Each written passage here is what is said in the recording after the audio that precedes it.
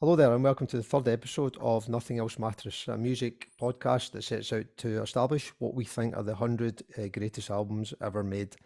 To do that, we'll be using the Rolling Stones 100 album list as a template, and we're going to go through them and work out which ones we vote in and out. And once we've knocked out a few, we'll start to fill in the gaps, hopefully, between us and some of our guests. To do that, we're going to have a bit of a panel who'll join us every week. We are lean and mean tonight. So on the call tonight, we have John. Hi, mate. Hello. How you doing? Yeah, I'm very well, thank you, Brian. Good man. And we have George. Hi, George. Oh, hello. Lisa's unavailable tonight, and she sends her apologies, and we're hoping Stephen will come on at some point. But as I say, we'll rattle on with what we've got on, and we'll have some fun. We've got 5 more to cover off tonight, so we've done 10 already. I was just having a quick look there, guys. So the 5 we've voted in so far are the band, Hendrix, Missy Elliott, R.E.M., and the Stooges.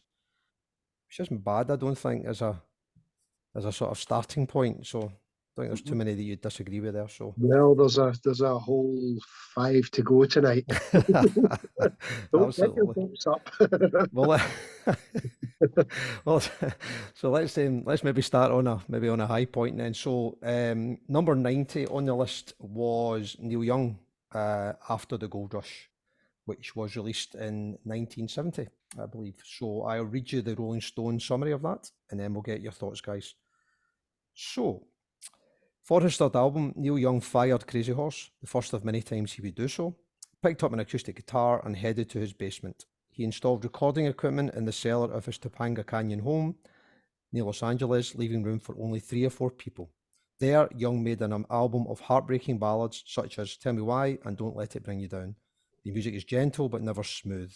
Niels Lofgren, then an 18-year-old hotshot guitarist, squeezed into the sessions, but Young assigned him to the piano, an instrument he had never played in his life. So that's the Rolling Stones summary of After the Gold Rush. So what do we think about this one, guys? Who wants to go first? I'll kick it off. I liked this one. Of course, it was released in 1970, which it's a great year, right? Okay, right. Okay. So, and it's a bit weird, right? Because Neil Young is probably one of his huge name, but I've never listened to a solo album by Neil Young. So this was a first for me. I don't know how I've managed that in all those years, but had you listened to Crazy Horse stuff, or was that Crosby, Stills and Nash? Probably a bit Crosby, Stills, right. would be my introduction, really. I thought lyrically it was very good, quite interesting. I thought the production was pretty clear. I think you could definitely see Bruce Springsteen taking notes as he devoured this album, in terms of what Springsteen went on to do, maybe 3 or 4 years later. There's some great songs in it, of course, tracks like Only Love Can Break Your Heart, which St. Etienne completely redid many years later. And still, and still some people don't actually realise that was a cover version. Yeah. Interestingly, Stephen Stills does some backing vocals on it, which I thought was quite good. He's got Niels Lofgren coming in piano, and apparently he didn't know how to play piano when Neil Young asked him to do it. You kind of think, well, that's a bit out there in terms of what he's asking him, but he seemed to do everything that he wanted him. I think even the first song, 77 seconds long, Till the Morning Comes, I thought it was a great song. Oh Lonesome Me, I think it's a cover version which had been done by anybody worth their salt in the kind of country game. Elvis has done it, the Everly Brothers, Johnny Cash. But he really turns it into his own song, really slowed it down, and really made, put a stamp on it. So I really enjoyed it. There's a lot going on, you get some bluesy numbers, Don't Let It Bring You Down, Birds, and especially just the piano on that and the voice, the lyrics. For me, it was a cracking album. And, again, when you look at some of these albums, who's actually been influenced by Neil Young, you've got a host of people out there. And, for me, I was pleasantly surprised when I listened to it. Was there anything you didn't like about it? Not especially. I actually thought it was a pretty solid album all the way through. I think generally you may find one or two duff tracks, but I thought this was pretty consistent. From start to finish, bit of flugelhorn going on, a couple of times, which I just really enjoyed it. But again, with a lot of these things, I do like to look back and say, what was the view at the time? And we're talking about this being in Rolling Stone's top 100, but at the time it came out, they said it was quite dull. That's right. Yeah. Which okay, right? Said, but monotone or something. They said, wasn't it? Something like that. Yeah. So again, the passage of time can change, I guess, ultimately what people think about it. But I really liked it. I thought it was a pretty solid album, and I found it difficult to find any faults in it. Just a PS to that review thing there. So Rolling Stone actually said none of the songs here rise above the uniformly dull uniformly dull surface. 1970 and 75, Rolling Stone said an absolute masterpiece. There you go, right? Pile of shite. Okay, John. So that's pretty positive, mate. Yeah. And are you a sort of wider influence of Neil Young? Because obviously he's got this kind of acoustic side, but he's got the kind of grungy stuff that he's pretty famous for as well. That's right. So I think it was, what song was it? When You Dance, I Can Really Love. I think it is. I mean, that just screams out grunge to me. You can see where 25 years later that would begin to influence other bands that have maybe grown up with that and decided to go down that grungy route. So you can definitely see the influence, but not just in that terms of rocking out. There's a lot of subtleties going on here as well. So I think certainly for me, as I say, it's the first time I've listened to a Neil Young album from start to finish, but it won't be the last, that's for sure. Brilliant. Thanks, John. George?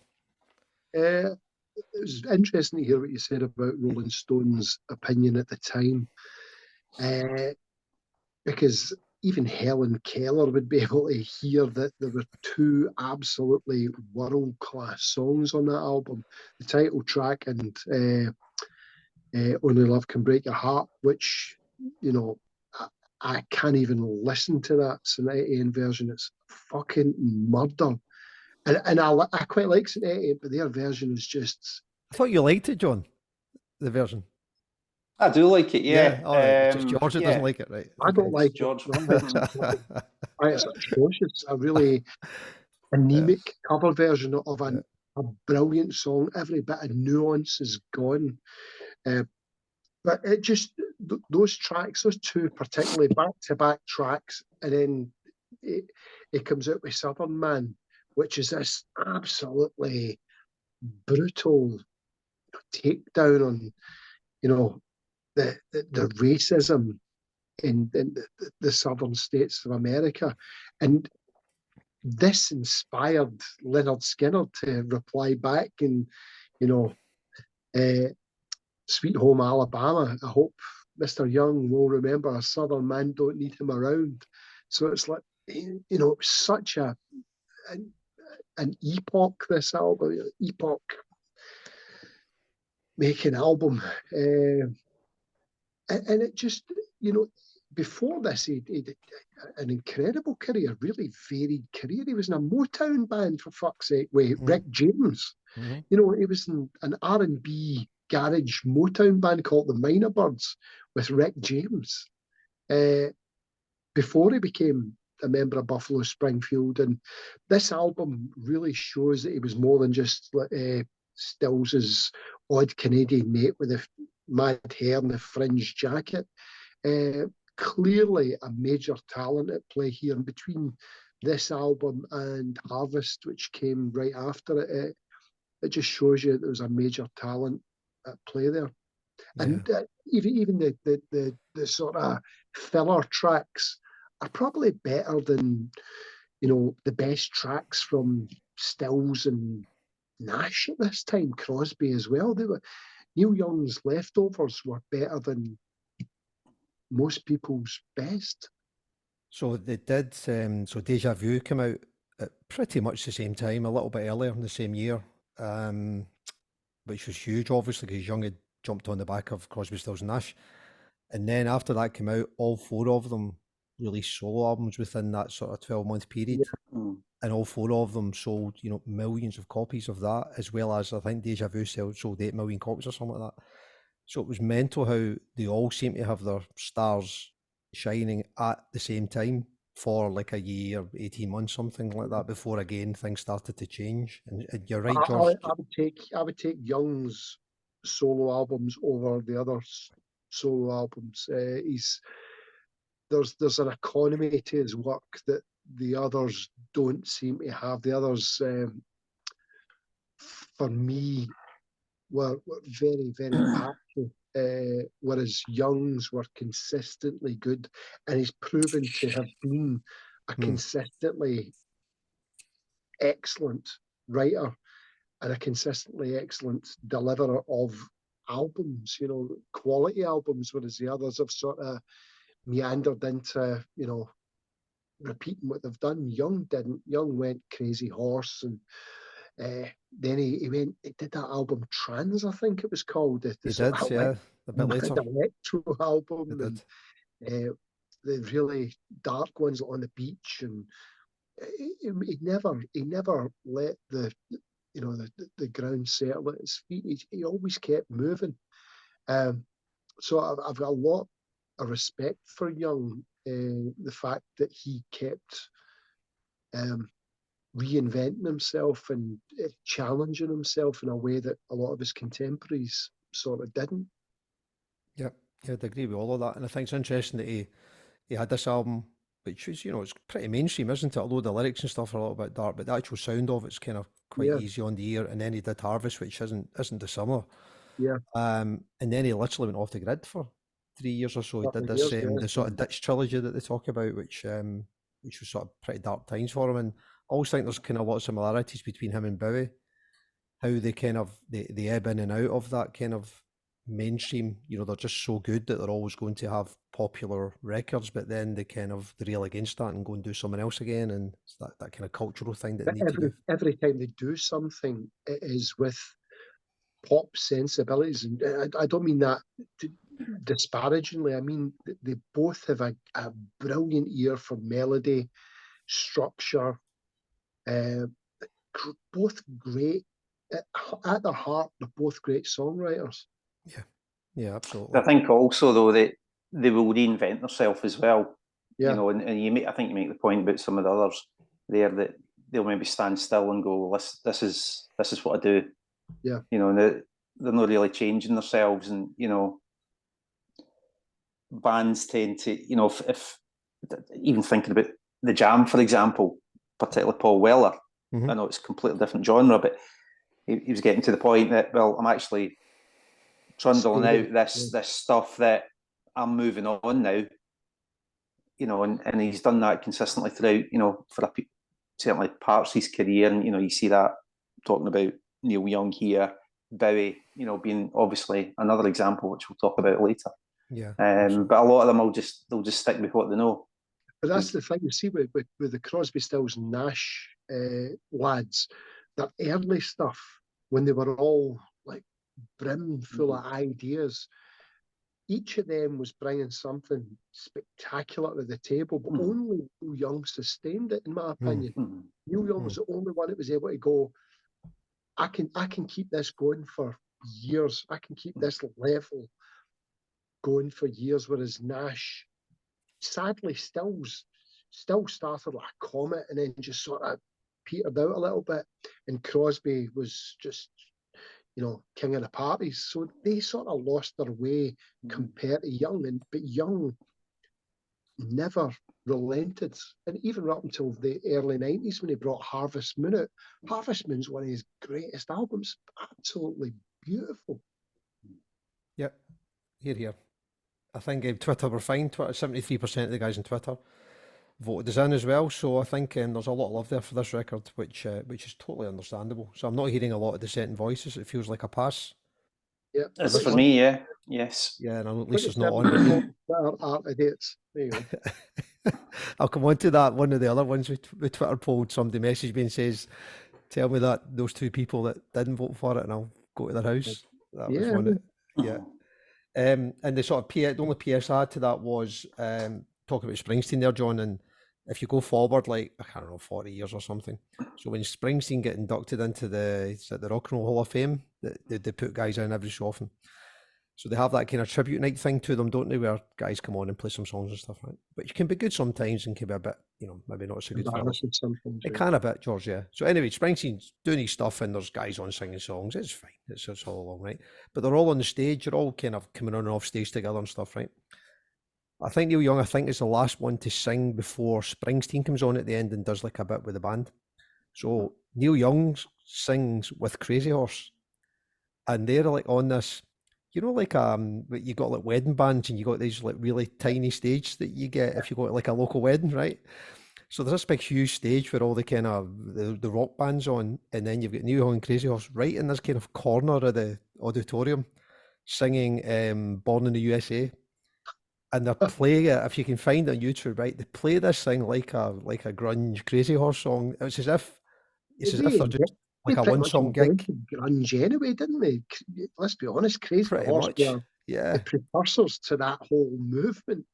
And it's brilliant because you see Springsteen's just sitting laughing. It's as if it's like a one song gig for Neil Young. It's just like he's gone, he's away doing his stuff and they're all doing that rocky out stuff. And I think it's just symptomatic of the way he is. He'll never change. So, yeah, he's in, ticking past. Yeah, great start. Yep. Thank you very much. Okay, talk about being a bit different. So number 89 is from Erykah Badu, Baduism. So the comments from Rolling Stone: if the head wrap was my trademark, the drums, African drums, were my soundtrack, Erykah Badu recalled. It's just who I was at the time. I wanted to be completely who I was when I did what I did. Recorded between New York, Philly, and her hometown of Dallas, the singer's debut suggested a Billie Holiday raised on hip-hop and Stevie Wonder, celebrating herself and her heritage over resplendently relaxed grooves. Baduism's 70s meets 90s vibe, her exquisite lyricism, and jazz-steeped cadences combined to make the 25-year-old singer a figurehead for the neo-soul genre that essentially began with this album. So that's the review. So what do we make of Erykah Baduism? George? It's something that I remember listening to back in the 90s because my ex-wife used to listen to a lot of these D'Angelo and Maxwell, this neo-soul stuff. And I quite liked it.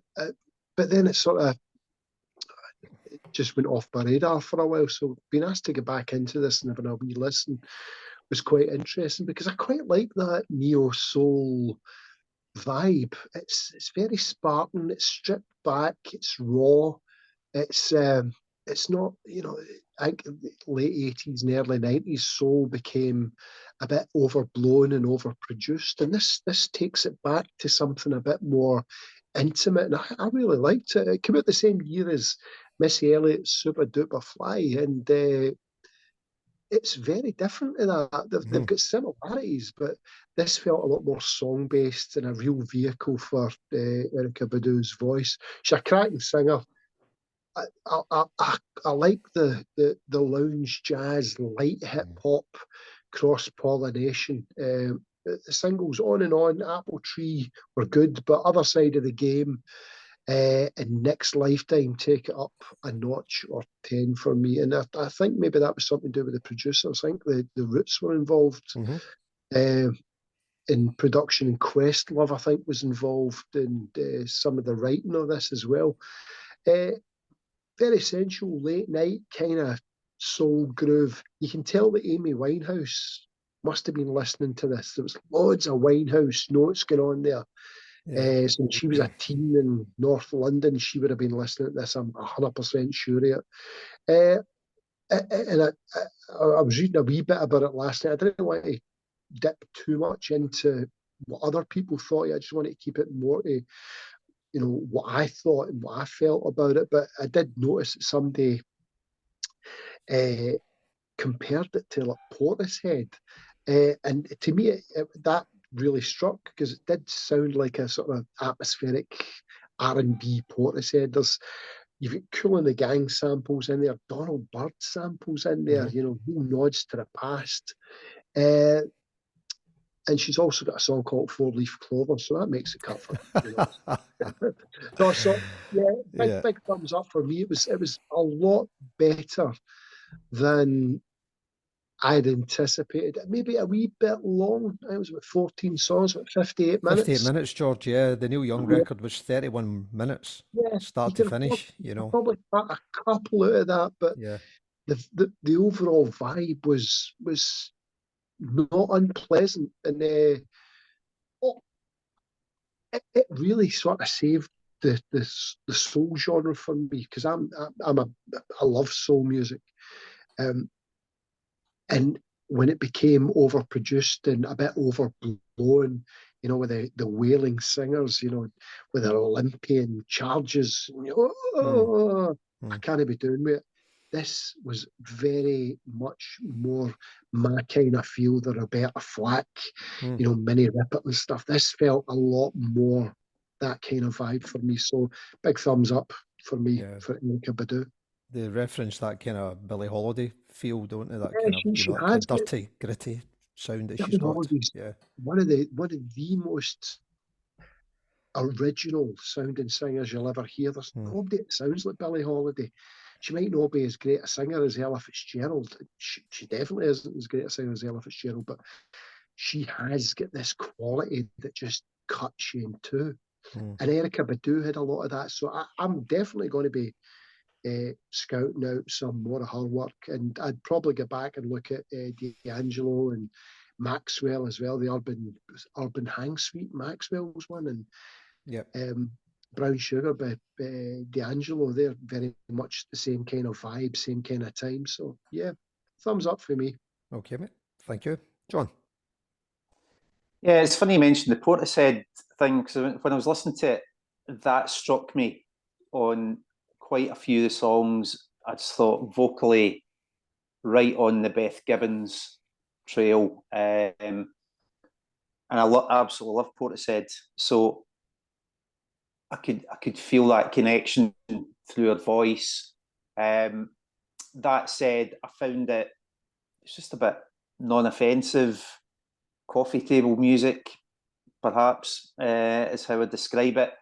Mixtures of soul, hip hop, and jazz, but nothing that was really grabbing my attention. But it's nice, you know, perfectly pleasant album. Her voice, as I say, takes it above a level that otherwise, you know, I'd be struggling with it a little bit. I think good album. Is it top 100? Not for me. I just thought there was nothing that was grabbing me apart from her voice. And I think once you get the voice, you need the tunes as well. And there was nothing that was pulling through to make me think, yeah, this is without doubt one of the best 100 albums of all time. And do you think that's to do with the genre, John? Because as George says, it is that kind of sound, isn't it? The idea of it is kind of stripped back. It's yeah. And like, is it the type of music I would listen to? No, it's not, generally. But then, you know, if I reflect back on some of the albums that I have voted for, like Miss Elliott a couple of weeks ago, not the type of thing I would vote for, but I could see why that was a top 100 album, and that's why that got my vote. Whereas this, there's nothing that grabs me in it outside of her voice, and I just don't think that on its own is enough for me to support this one in terms of top 100. It was huge. It came out. It was triple platinum, and its first year. It was her debut album, wasn't it? So you know, it didn't go unnoticed at the time, which I think in America is quite a hard thing to do, because it's so big, isn't it, that things get lost, particularly if you're black, female singer. You can hit the R&B stuff, but it's hard to get out of that, you know, that kind of narrow field. So she obviously has some impact. She absolutely has, yeah. But it's just not one that ticks the boxes for me. I think George mentioned the production as well. I think, you know, 14 songs, 11 different producers. I don't know. They're all earning a bit out, aren't they? I'm sure they are, yeah. But share the love. kinda... Yeah. I mean, I Too many liked it. cooks and all that. I liked it, and it was interesting. I remember we talked about Drake, which I don't want to get back to, but Oh, although please, we weren't overly make it keen on, brief. we weren't overly keen on it. But one of the sort of things that put me off it more than anything was the length of the record. I didn't think it was strong enough to have it. I think it was 80 minutes or something, the Drake record. Now, this is a bit shorter. I think it's 58 minutes. But I thought if it was, 40 minutes, I would have been very close to giving it a pass, because I think some of the good stuff's really good. Georgie called out some of them there. Some of it reminds me a lot of that, when Prince does his sort of falsetto Yeah, type sound. There's a lot which I really like. So, I'm very comfortable with that. But it did feel as if there wasn't enough strength in the album for it to be a sort of greatest album. That was kind of where I got to. And it was interesting, right in the middle of it, she does a little kind of skit thing, doesn't she? Where it's like, it sounds as if it's kind of free form in the studio, and it's sort of proper R&B, and it sounds amazing. It does sound like a Billie Holiday drop, and you just wonder sometimes if these guys, just kind of let themselves go a little bit more, what might happen, rather than it being all, 11 producers and all those things sitting on top of it. It's a good album. I think it's much People like closer Janelle to. Monáe for me. That you get the modern ones. Janelle Monáe for me is a major talent, Mhm. and I don't think you can get Winehouse. Amy Winehouse, Back to Black was sensational, and Janelle Monáe without having people like Erykah Badu strip back the soul and kill the overblown production and arrangement.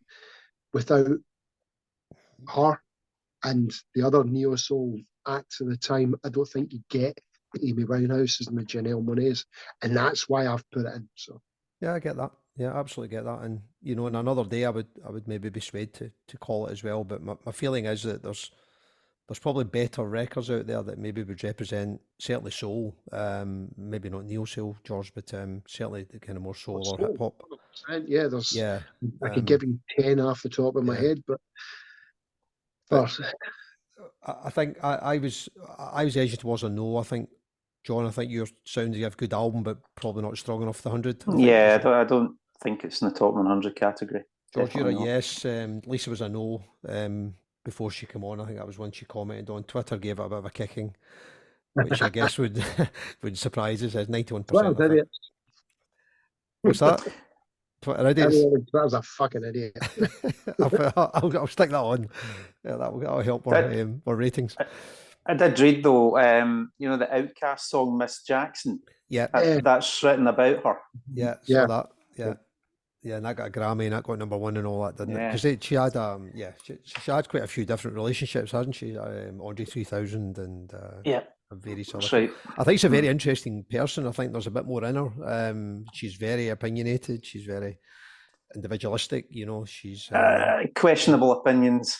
I saw one or two of those, John. Yeah, I saw some of that, mate. It's the whole art and the artist thing, isn't it? Again, what do you do? So I wonder if we'll get back to this this topic a bit later on in the hundreds. When I think we will absolutely.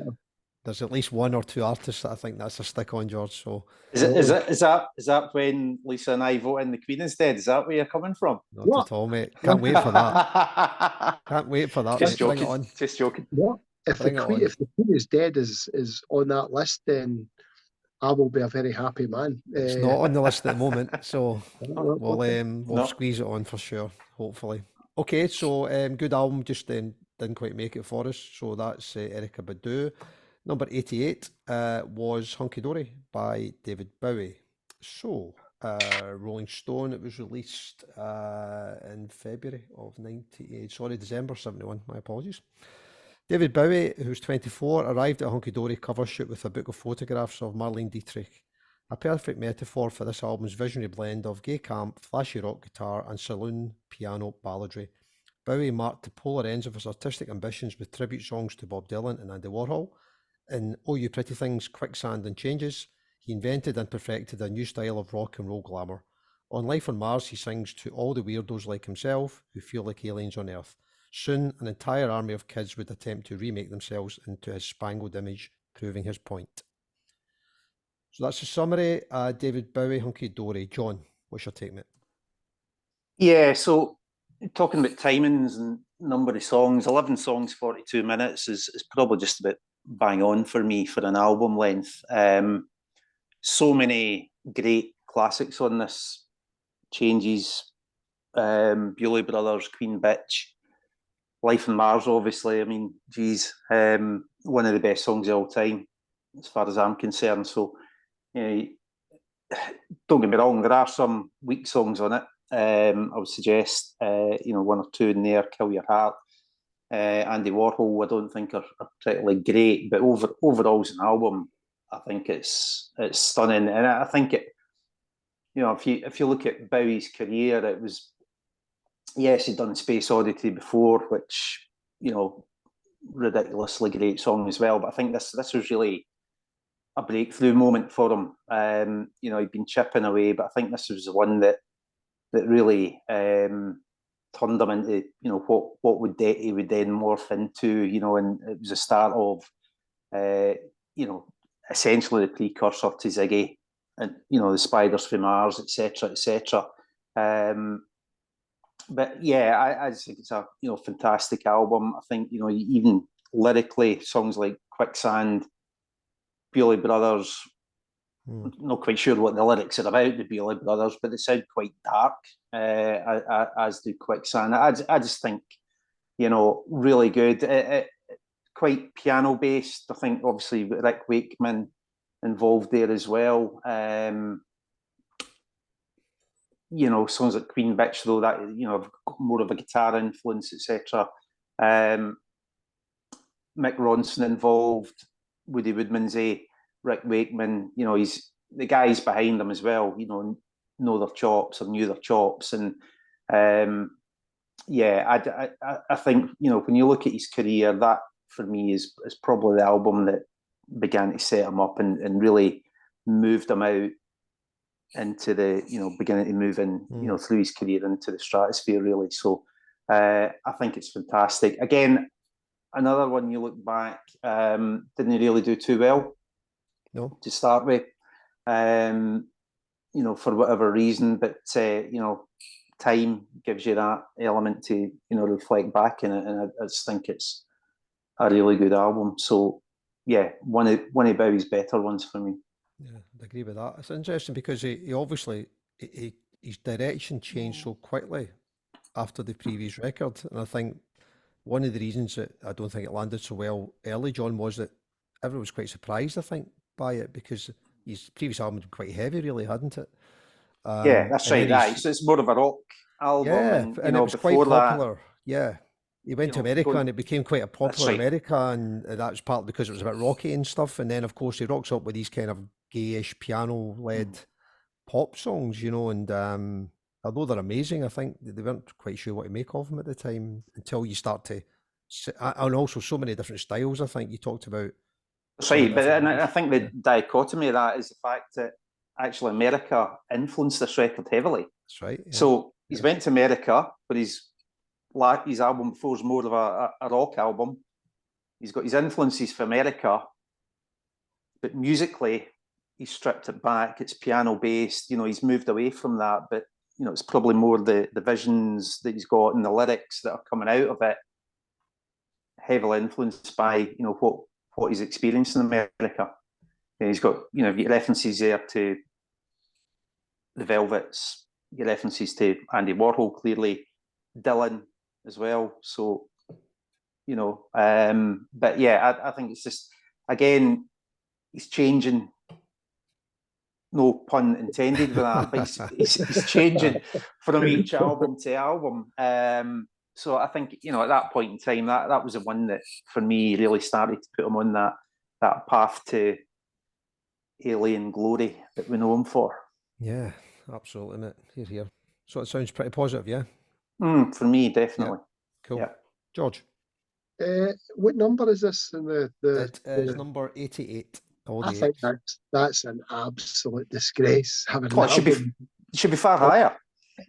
An album of this quality, how influential it was to be number 88. No disrespect to Erykah Badu, but this is not one place above Erykah Badu's album. Let's be honest about it. It really isn't. This is I go back. I use the phrase "world class." You know, there's so much. I think there's 2 tracks on this that I was like, well, you know, no sure. This album's been living with me for decades. There's 2 albums I went back and listen, 2 songs today I went back and listened to from this that I thought, no 100% certain on. Which And songs? that's Which ones? Andy Warhol and Song for Bob Dylan. Okay. It's like, nah, you don't need these, David. You're trying too hard with those 2. The ones where he's the ones that he's nailed are the ones where he's just allowing his new persona just to flourish, and that's Changes Life on Mars. Oh, You Pretty Things, you know, all this stuff about Crowley and the Golden Dawn. This is all, you know, it's Nietzsche, and it's got so much going on there. But melodically, lyrically, brilliant. I loved Cook's, his song for his boy. Absolutely love. I hadn't heard that in years until I listened to it today. I was like, oh, I forgot how good a tune that was. But there's so much going on in this that signifies the real start of the 70s for me. And it's so tastefully done. You know, you've got people like Rick Wakeman on there who became better known for his 6 Wives of Henry VIII and Yes and Big Overblown.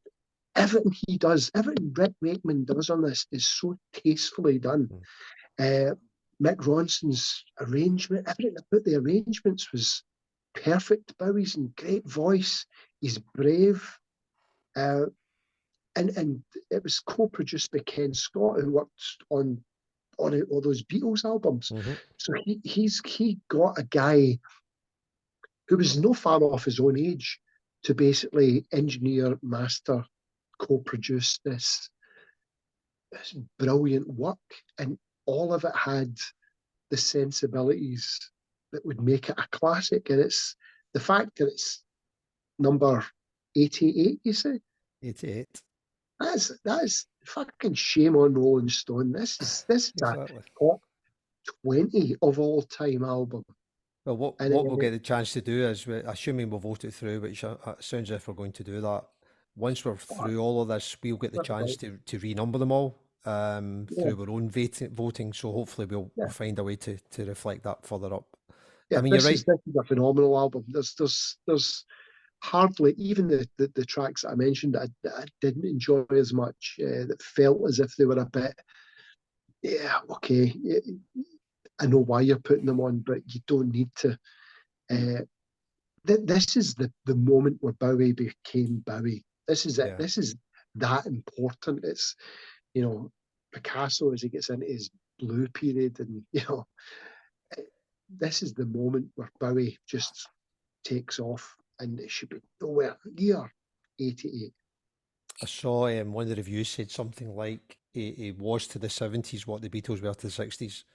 Not necessarily the best, but, you know, the one who all seemed to be resetting the sort of musical bar and, you know, taking everyone in a new direction, and everyone else sort of rushing to catch up and stuff. So and every album that he brought out, you know, right up until I would say he didn't make you know, you can take his cover album, you know, Pin-Ups, you can take that out of the way. That it's still good. Still get a couple of great songs on it, but taking that out of the way, I don't think he made a misstep up until Tonight in 1984. I think that was probably his first, this is not as good as the last one. Well, we'll maybe hold that thought, because I mean, this does sound as if it's a bit too low down, I would agree, but we do get the pleasure of at least 2 more Bowie records in the top 100 at the moment. So we will get the chance to kind of redo Bowie again for sure, because he's going to be more on there. I mean, I think it's a great record. I think first side's probably a little bit stronger than the second side. But I would agree with that. It's all relative, isn't it? I mean, first side's just so good that you know, you probably couldn't manage to do that for a whole record. But it's fantastic. It's also pretty dark in places. You know, talked about Quicksand and Bewley Brothers and things. It was pretty dark, but he's brother and stuff, right? So yeah, it was being, you know, although he's been poppy, he was still, you know, making a point, I think, when he wanted to, which I think is fantastic. There's a couple of little bits I picked up as well. It was obviously the first time really that the Spiders from Mars really kind of got together and became his rhythm backing section, which Riders Assemble. yeah, absolutely. And I think they recorded about 75-80% of Ziggy Stardust during the same sessions, because it was so prolific. They were literally just sort of dropping out on. And one of the things you talked about Rick Wakeman there, and one of the things that, because he asked him to join, become part of the band after the record, and Wakeman said no, and done what he done. But Wakeman said, although I love doing it, he says I couldn't get over this kind of one take thing that he did. So he would do his vocals in one take. But Wakeman also said that when Bowie got round to listen to the tunes, that he'd never heard such a collection of songs in one hit as he had here, because he was blown away by the number of absolute top class tunes that Bowie had.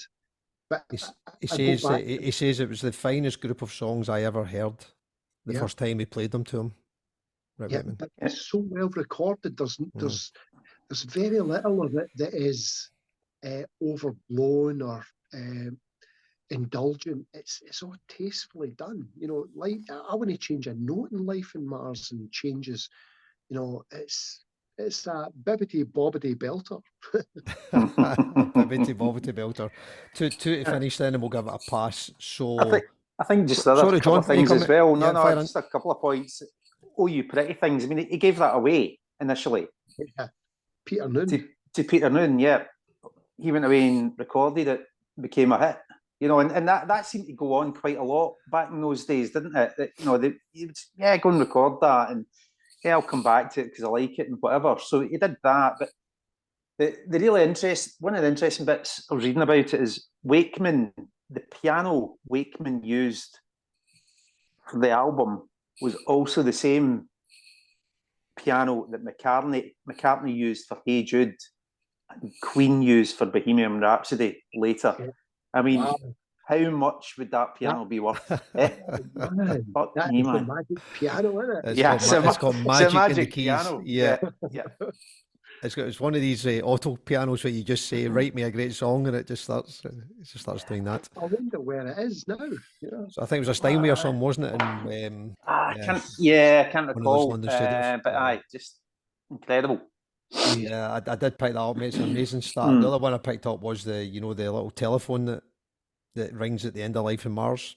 If you listen to it to the fade out, you hear a phone ringing, and that's because that was the one take of the vocal that they recorded, and they didn't want to stop the recording until the piano had actually sort of finished, and there's a phone ringing at the end, and they only realised it when they did the kind of final cut of the record, and they just said, just leave it in, it's part of the song. You still get that anymore, do you? Yeah. No, and I think there was something broadly similar in Andy Warhol as well. That's right. Yeah. I don't know. Yeah, I don't. Guess his name wrong. He couldn't get the name right. So, and then Bowie played him months later after they recorded it, and Warhol hated it. Absolutely hated it. Which I think Bowie actually quite liked the fact he didn't like it. Yeah. But he's quite. But yeah, good. Exactly. Well, Twitter were a shoe-in as well. 88% for Twitter as well. So sweet spot. 12% of Twitter are fucking idiots. Yeah, I'll stick that on the feedback as well, George. It's quite good. 88% for number 88. Here, John. Well done, mate. Cool. So that's why Bowie's in 88, and hopefully going higher when we do a refresh on that somewhere down the line. And talk about that kind of eclectic nature of the list. 87 is Miles Davis's Bitches Brew. So in February 69, Miles Davis recorded In a Silent Way, a bold step into ambient funk and electric futurism. Then, just 6 months later, he was back in the studio, driven by his desire to assemble the best damn rock and roll band in the world. The idea was to connect his music to the audience of Jimi Hendrix and Sly Stone. The result was this double album of jazz rock fusion, cut in 3 days of on-the-spot improvisations, with an electric orchestra that included 3 keyboardists, 3 drummers, 2 bassists, a saxophonist and a guitarist, John McLaughlin. The music was full of visceral thrills and the brooding darkness Davis brought to everything that he touched. So, Miles Davis's Bitches Brew. George, what's your take? Yeah, I'm a big Miles Davis fan. And Bitches Brew is really him taking his own giant step, with apologies to his old mucker, John Coltrane. I wouldn't recommend this as a starting point. If you want to get into Miles Davis, I wouldn't recommend this stuff, Bitches Brew. for me, I prefer his late 50s, early 60s output, the Kind of Blue and Sketches of Spain, because when I listen to Miles, I want to hear Miles. Because he's got one of the most unique tones in all of jazz music. You can tell Miles Davis, as soon as he plays the first note on his trumpet, I can tell it's Miles Davis. But knowing this is him basically reinventing, inventing a genre, the genre being, sort of Afro-futuristic fusion. It created this electric sort of jazz rock, which I'm not as much a fan of as I am with the earlier stuff. But I want to hear Miles Davis. I don't want to hear Chick Corea. I don't want to hear Wayne Shorter. As much as I respect those guys, I don't want to hear John McLaughlin and Billy Cobham knocking the shit out of things. I respect all of those musicians. But I want to hear that innovative Miles Davis sound. And I think, I'm just guessing here. I know he was married to Betty Davis at the time. Yeah, Betty Gray Mabry. Yeah, not the actress Betty Davis, but the great fucking unknown funkster Betty Davis. She was one of the absolute giants of. She was Beyonce and fucking Janelle Monáe 20, 30 years before they were around. Yeah. Anti-love song and thing, phenomenal hard funk. It was with her, and he was absolutely tuned into what she was doing. But I think they may have broke up around at the time. Bitches Brew was, recorded. There's a lot of like anger and, it's quite violent and quite. It's full on. It's right out there, but it's not for the purists. And I would just. It leaves me cold, Bitches Brew. It's not the whole electric jazz fusion thing leaves me a bit cold. I can take it or leave it.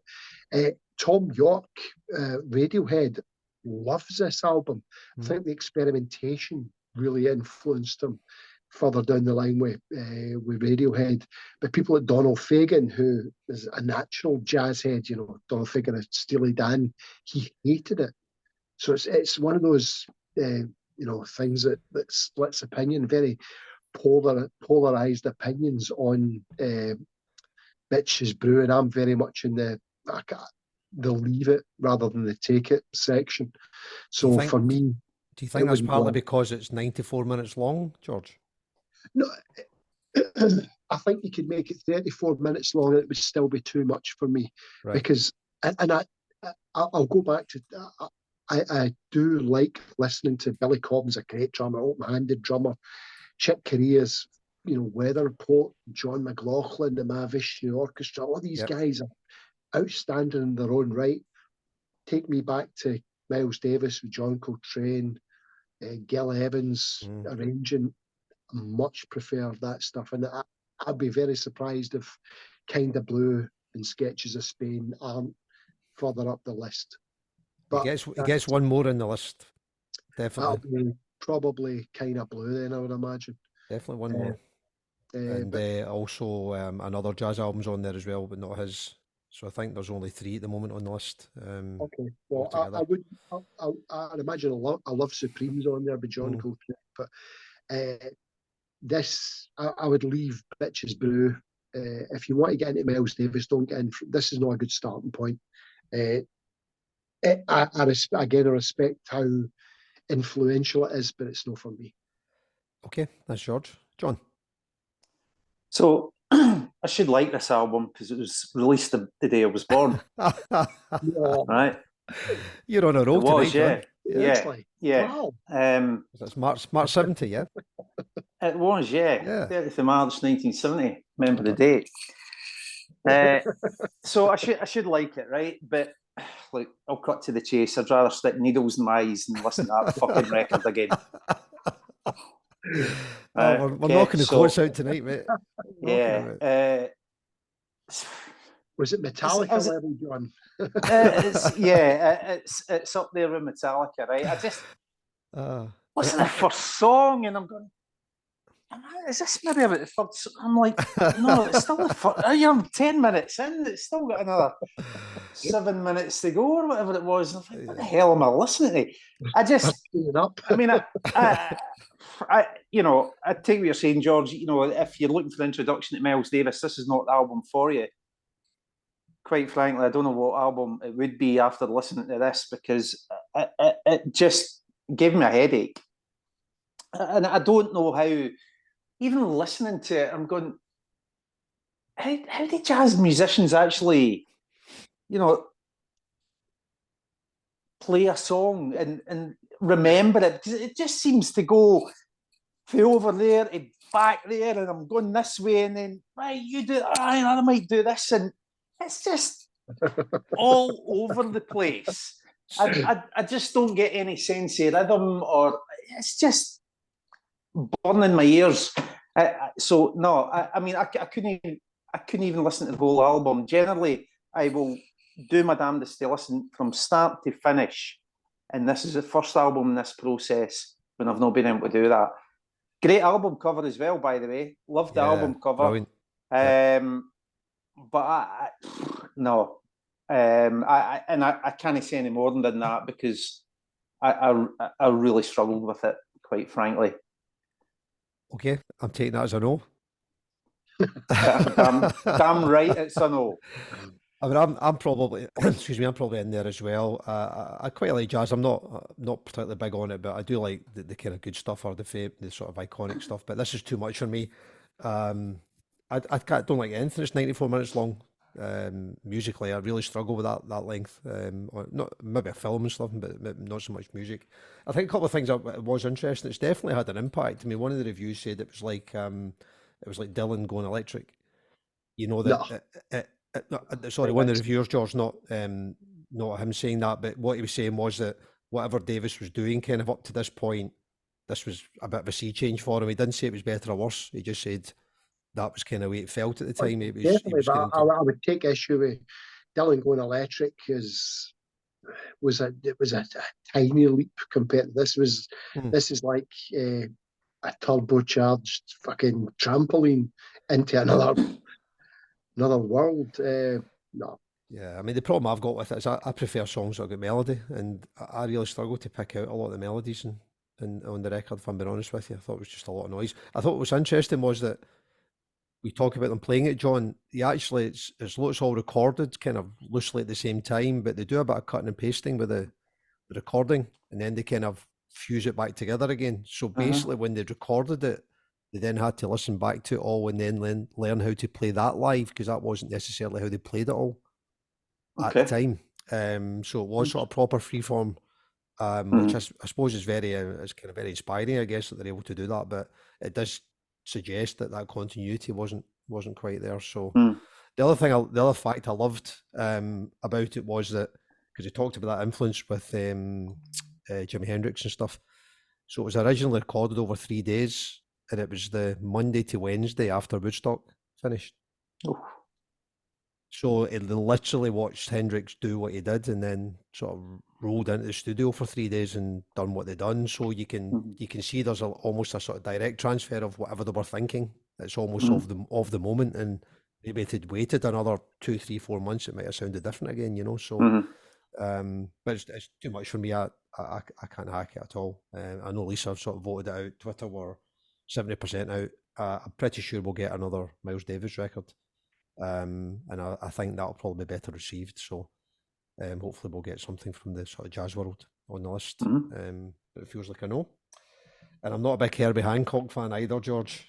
As he talk about where it ended up going with the kind of jazz rock stuff, and a bit with old Herbie. He wouldn't be in my top 10 jazz musician. Again, I've got great respect for him. He's one of the originators of the modern styles, you know, but it wouldn't be in my top 10. No, me neither, mate. Cool. Okay, 4 down. Want to go? So that's Miles Davis, and the last one we have is The Doors, debut album from The Doors, which was released in January '67. So the comments are. Funnily enough. That's your year, is it, George? Yeah. I'm a Well, I haven't got to mine yet. I'm still got to go back a little bit. So I don't think there'll be any of that far back. is Laurie Donegan not on it? No. Scott Joplin, original recording. Right, the Doors. After You get blowing more, mind, more chance. Sorry, Dara, on you go. go On on, you John. It's Put fine. the bit No, in. no, no. Put I the was saying bit in. there's probably more chance of Lawrence Donegan being on rather than Lonnie. Touche, mate. After blowing minds as the house band at the Whiskey a Go-Go, where they were fired for playing their drama at the end, the Doors were ready to unleash their organ-driven rock on the world. On each song, we have tried every possible arrangement, drummer John Densmore said, so we felt the whole album was tight. Break On Through, To the Other Side, 20th Century Fox and Crystal Ship are pop art lightning for top 40 attention spans. But the Doors hit pay dirt by editing one of their jam songs for airplay, Light My Fire, written by guitarist Robbie Krieger after Jim Morrison told everybody in the band to write a song with universal imagery. So that's the last one for tonight. They got the Doors debut album. So let's go back to John. What's your take, mate? Yeah, I liked this. I remember in my teenage years, a couple of my mates heavily into it, and I hated it. Absolutely hated it at the time. I think at that point, the only band that I liked pre-76 were the Velvets, pretty much. Anything else, I just didn't seem to get or like. But it's quite strange at the time because I think I was a huge Echo and the Bunnymen fan, and one of their biggest influences has always been the Doors. So it did take me a little bit of time to warm to the Doors, but I think, yeah, I mean, songs like Break On Through, Light My Fire, I mean, heavily iconic songs. Even, you know, the end as well was just so filled with, you know, drama, etc. It's just fantastic. Garage, blues, psychedelic rock. You know, and at the heart of that, you get Jim Morrison, who is absolutely a bit of a mad fucker, quite frankly, with a self-destruct mechanism at the root of it all. And you kind of think, what a waste. But without that, I suppose, fire in his belly, you know, whatever it was, would they have been the band they were? You know, I don't know. I'd like to think they would have been, but sadly we'll never know because he died way too young. But yeah, I just think it's, you know, fantastic. And, you know, you read, I think McCartney took quite a lot out of this as well. You know, when they were looking at, you know, doing Sgt. Pepper, I think, you know, he actually took a lot of influence from the Doors in terms of, you know, what they were doing. So, and it was also recorded in the same studio as After the Gold Rush as well. Oh, was it? Oh, really? So, yes, it was. Yeah. So there you go. So I wonder if he left his leather pants in there for Neil. Yeah, Yeah. I'm sure if he did, Neil might have just left them where they were, perhaps. Yeah. But I think, you know, I mean, their influence is just fantastic. You know, even acts that were coming out around about that time, like Iggy, you know, I'm sure would have taken lots of hints off the Doors.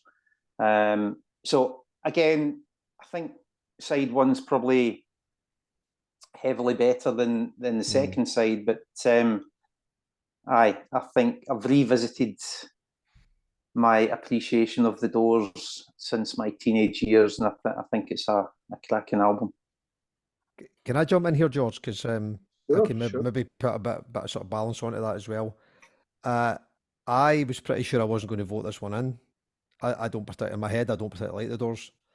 And I always thought they were a bit more kind of style over substance. And I thought his image was amazing, but I was never convinced at all about the songs. And I actually spent a fair bit of time listening to them over the last 2-3 weeks. And kind of where I got to was that I actually really like this first record. I think it's this record I think is really good. But I think they never got any better. And I think it's the other 2 or 3 records they've done that kind of, I suppose, it put me off a little bit. I was listening to LA Woman yesterday actually, and didn't enjoy it at all. I thought it was like, I don't know, like a bar blues or something like that. I thought they'd kind of already lost their way a little bit, and didn't sound as if to me they were getting better. But when I went back and listened to this, I was clean, it's raw, I mean, this is coming out of San Francisco around the kind of flower power time. It doesn't sound anything like that, you know, it's, you know, very powerful. You'd imagine that kind of sound coming out. And I love bands that just kind of put that big, you know, big stake in the ground and that kind of fuck you moment. And they definitely done that, real attitude, and you can hear it through the sound. And I really liked it. As I say, if you'd asked me this last week, I'd have been telling you I would never have voted the Doors on. But you know, I think we're here to listen to stuff and give it the best appraisal we can, and I genuinely think this deserves to be on the list. So what can you add to that, George? I loved the Doors. I was unlike John. This was a band that I absolutely. It was a template for my teenage years. It was not a band that I would ignore in my teenage years. This is the guy I wanted to be. It was funky, sexy, dangerous, and it's really, you know, it's quite fashionable, to have a pop at the Doors these days, because you know, a lot of people say, oh, you know, I prefer the Stooges, or I prefer the Velvets or whatever. But for me, the Doors were just fucking everything. They were just, you know, outside of the Beatles, it was the Doors for me. I loved them. So when I hear a track of theirs, I hear Break On Through, Light My Fire, I'm straight back to 1985 and having long hair and pretending to be this like Byronic drunk on stage. Massive influence on me. But when I listen back, I had to listen to them for a wee while. So listening back to them, I can hear the literary influences there, the Nietzsche and the Baudelaire, you know, Fleur de Mal and stuff like that. It's all there. It's like, wow, fuck, I didn't even pick up on this when I was younger. And they're brave as well. You know, they revived, you know, Bertolt Brecht and Kurt Weill, you know, oh, show me the way to the next whiskey. But who was bringing back like 20 songs in a sort of rock context? I thought they're very brave. The Crystal Ship, you know, really highlights Morrison's brilliant baritone. He's almost like fucking, you know, Sinatra with long hair. I find there's loads of Sinatra notes coming out there with Morrison. Get that beautiful, rich baritone, a much better singer than most people give him credit for. And the other guys in the band they weren't virtuosos, they weren't flash, but they were pretty good and they're pretty solid. And I know they all took turns in writing stuff, but without Morrison, the Doors don't work. It's like NXS without Michael Hutchence, or Queen without Freddie Mercury, fucking Oasis without Liam Gallagher. None of this works without that guy, without the one that you're drawn to. And Morrison, for me, is just... He influenced so many bands, so many probably shite bands, but he influenced so many bands that I like. And John mentioned the Echo and the Bunnymen. Their influence is so great, and the songs are good. It's funky, it's cool. I love it. I love the Doors, and it's made me want to get back and listen to them again. And listen to the end, an Oedipal fucking... It's an 11-minute Oedipal rant. Again, I go back to Brave. Nobody's putting that in a major record label. This is on Elektra Records, for Christ's sake. This is a major record. This is not like the Underground. This is not the Velvets, and they're doing it to a very small audience in New York. And this is like major label stuff. Mother, yes, son. You know what I mean? Yeah, and not only that, George, but it sold very well at the time, so it wasn't one of these ones that was sort of reappraised. Yeah, it was huge. I mean, it was number 2 in America on Billboard, which again, if you think about it at the time, you know, the album was number 2, but the album was number 2. Yeah, the single "Light My Fire" was #1 record. It was. #1 record. It was indeed. Yeah, it It was was. #2 to Sgt. Pepper. It was. Absolutely. And you can see again there that, you know, they're sort of both iconic. I think, you know, Jim Morrison's a rock star, isn't he? I think that's what I take out of that. He is the archetypal rock star. He is the alpha and omega of rock stars. Yeah, for but me. there's enough in the music, I think, George, that, you know, once you get past that, and I think there's nothing wrong with having a rock star in your band, but I think when you get past that, and that was the bit that I suppose I had to reappraise a little bit, that I think there's a fair bit in the music. I wasn't as convinced. I say I did listen to some other records, but maybe I just need to listen to them more again. But that first album, I think, is absolutely bob on. It's the only record that's in the 100 at the moment from them. So LA Woman and any other stuff's not on there at the moment. Yeah, I'd say Waiting for the Sun, Soft Parade, LA Woman. There's bits there, there's highlights there. I think a Best of the Doors album. A Best of the Doors would probably, you know, it would take everything you needed from all of those albums, put it in one 20-track album, and you're absolutely fine with that. Yeah, I agree with all of that. Yeah, pretty positive, to be honest. I think we're sounds as if we're going to put them in. There's a wee bit. Any other any kind of John? Any interesting trivia other than Sgt. Pepper's? Keep it was the #1 for that. First record to ever have Billboard advertising. All right, okay. First rock star to get arrested on stage or dropping his pants.